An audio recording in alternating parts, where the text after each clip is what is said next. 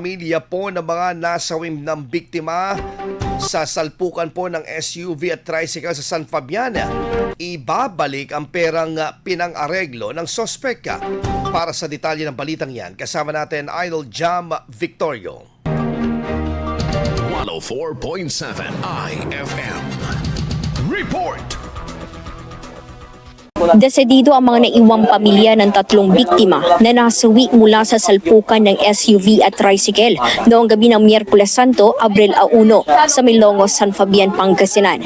Sa kabila umano ito ng tangkang pagbibigay o pag-aareglo ng pamilya ng sospek kapalit ng ilang daang libong halaga sa mga pamilya. Sa panayam sa panganay na anak ng biktimang si Rizalyn Robillos, nauna mo umano silang umuwi sakay ng ibang tricycle nang mabalitaan ang aksidenteng kinasangkutan ng sinasakyang tricycle ng kanyang ina.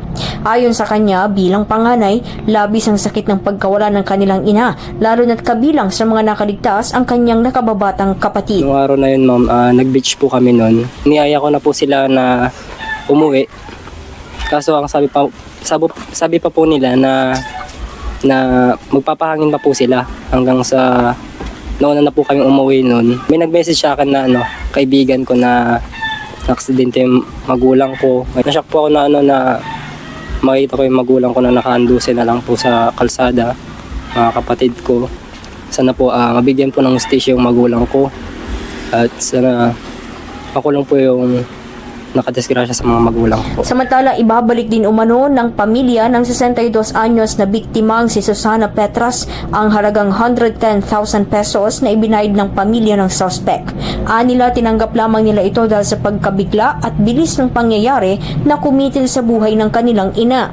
110 po. Opo. Una pang sinabi nila 100.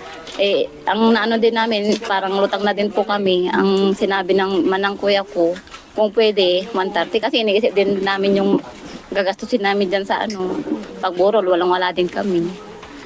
Tapos tumawad din sila ng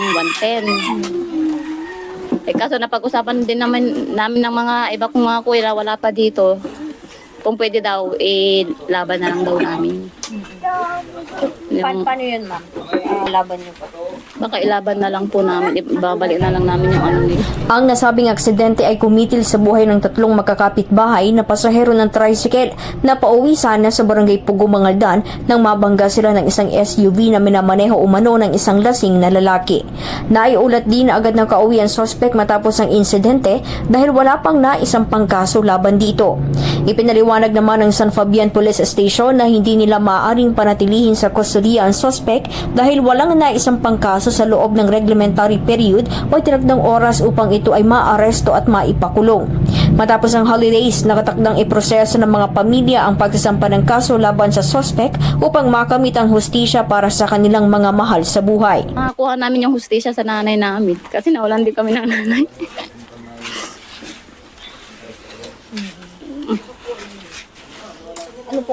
May nagsuggest din naman kasi sa amin na kasi inaano nga namin kung ilalaban namin tapos wala din naman kaming kapera-pera,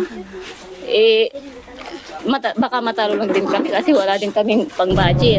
Sakaling makasuhan, maaaring maharap ang suspect sa kasong reckless imprudence resulting in multiple physical injuries and damage to property na may kaakibat na parusang maaaring umabot sa reklusyon temporal o pagkakakulong mula 12 hanggang 20 taon ayon sa revised penal code. Kasama mo mula dito sa IFM de Gupan. Ito si Idol Jam Victorio. Tatak, IFM.